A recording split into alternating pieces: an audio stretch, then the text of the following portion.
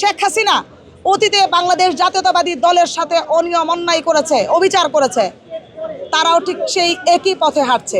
অন্তর্বর্তীকালীন সরকার কেন ইশরাককে শপথ গ্রহণ করতে বাধা দিচ্ছে, এটা আমি মনে করি যে এক ধরনের বিএনপির সাথে বৈষম্য করা হচ্ছে। বাংলাদেশ জাতীয়তাবাদী দল আন্দোলন সংগ্রামের মধ্য দিয়ে এ পর্যন্ত এসছে। আমাদেরকে কেন দাবি আদায়ের জন্য আন্দোলন করতে হবে? আমাদেরকে কেন আজকে 7 দিন আমাদের নেতাকর্মীরা এখনও কেন রোদে পড়বে, বৃষ্টিতে ভিজবে? ন্যায্য দাবি ন্যায্যভাবে আমাদের দাবি আদায় করে দিবে। ইশরাকে শপথটা এখন কাদের বেশি মাথা ব্যথা বুঝতে হবে। স্থানীয় সরকার উপদেষ্টা আসিফ মাহমুদ সজীব ভুইয়া, যার কিছুদিন আগে পত্রিকা এসছে তার এপিএস নাকি 300 কোটি টাকা কামিয়েছে। সেটা কিভাবে হয়?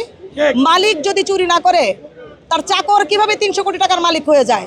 এখন ইশরাক যদি শপথ নেয়, তার চুরি, তার বাবার চুরি আর তার যে যারা এইটার সাথে জড়িত আছে সব একসাথে ফাঁস হয়ে যাবে।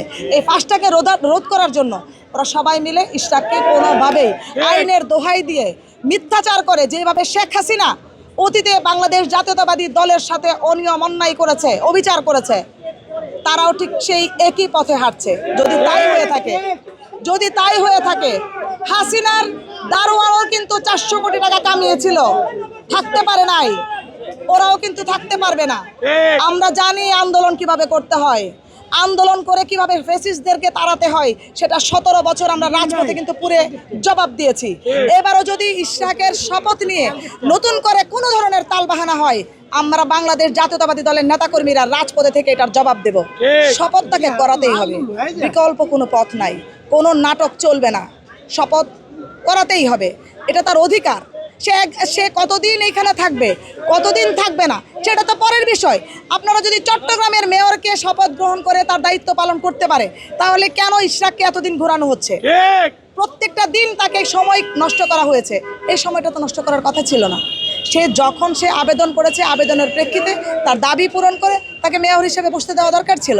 বাংলাদেশ জাতীয়তাবাদী দলের সাথে এত নাটক করে বারবার বোঝানো হচ্ছে যে আমাদের নেতাকর্মীরা আমাদের দাবি আদায়ের জন্য আন্দোলন করছি, সংগ্রাম করছি, সিটি কর্পোরেশনে তালা ঝুলিয়েছি। আরে ভাই, তালা ঝোলাতে হবে কেন? চট্টগ্রামে তো তালা ঝুলেনি। আপনারা যদি ঢাকায় আমাদের দাবি পূরণ করে দিতেন শুরুতেই, তাহলে সুন্দরভাবে সবকিছু চলতো। এখন যারা লুটে খাচ্ছেন, তাদের লুটে খাওয়ার পথ বন্ধ হয়ে যাবে বলে ইশরাককে থামাবেন? এসব চলবে না। রাজপথে আন্দোলনের মাধ্যমে জবাব দিব ইনশাল্লাহ। প্রায় 7 দিনের মতো হয়ে যাচ্ছে আমরা আন্দোলন চালিয়ে যাচ্ছি। আন্দোলনটা আমাদের যৌক্তিক এবং ন্যায্য দাবি। সেটি হচ্ছে, গেজেট পাস হয়েছে মেয়রের। ইশরাক হোসেন মামলা করেছিলেন, মামলার প্রেক্ষিতে রায় তার পক্ষে এসেছে এবং সে শপথ গ্রহণ করবে। এটা খুব স্বাভাবিক একটা প্রক্রিয়া। আমি জানি না